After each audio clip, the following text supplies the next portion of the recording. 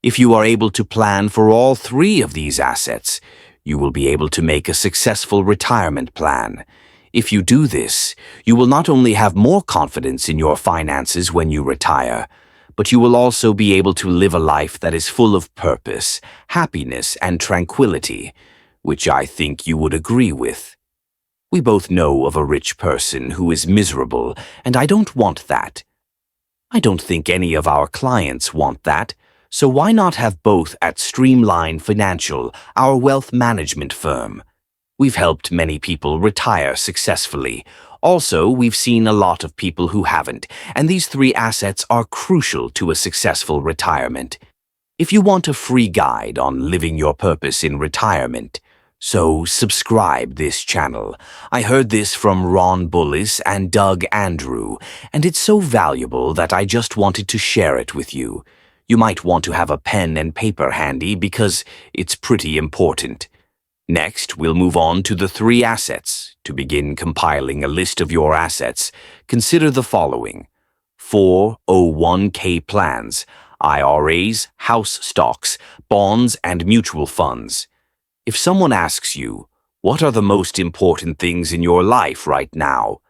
Did you think of your spouse, your kids, your faith, your health, or your creative mind now? And you answered, no. The most common response is no. This typically occurs because we do not consider the items on our second list to be assets. However, as wealth managers at Streamline, we are aware that in addition to interacting with your financial assets, you have three types of assets that you manage, and managing all three types is essential. To a successful retirement, the first three types of assets are as follows: the financial assets, which include things like your house, 401k, IRAs, mutual funds, and intellectual assets. The second type is the type of assets that we are most familiar with. Knowledge, abilities, and experiences are all part of your family's balance sheet, as are your human assets, such as your family's values, faith, and health. This is where it all comes together, even though this is just a fictitious scenario. If you had to drop one of these assets, which two would you pass on to the people you care about most? If you could only pass on two of these assets, which two would you drop? When we ask most people, they say they dropped the financial assets because the people you care about most, they are able to rebuild their financial assets if they possess the other two assets. Consequently, if they are able to pass on the intellectual and human assets, they are able to rebuild their financial assets. As a result, the first section of your ideal retirement plan focuses on the things that are most important to you.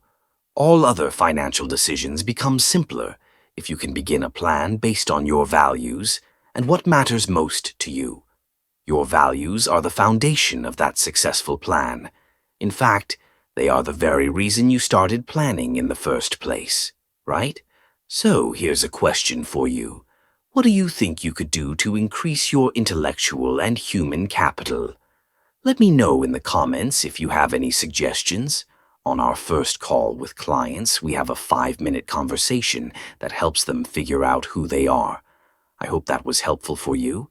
If it was, please like the video and subscribe so that you don't miss the next one, and have a great day. Shows them how their most important values fit into their plan. Thanks for joining us.